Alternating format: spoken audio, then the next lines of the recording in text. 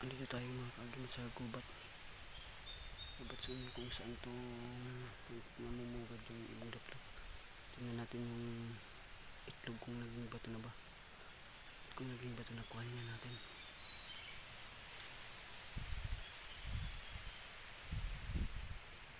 Pero nandyan yung nanay ng daplak mga ka-idol. Diyan ang mga kaagimat. Diyan na. Meron siyang anak mga kaagimat. Ayan. Ayan. Sana ipikita sa atin.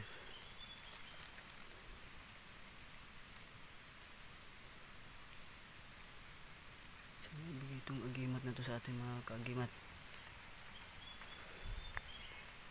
Bigyan tayo ng agimat itong tagkarok na to. Tagkarok daplak.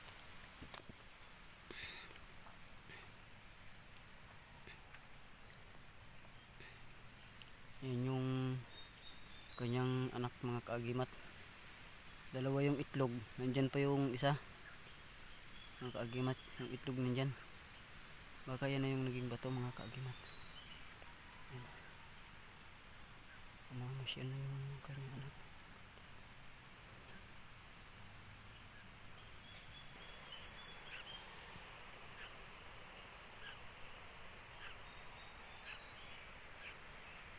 Ito yung anak niya mga kaagimat.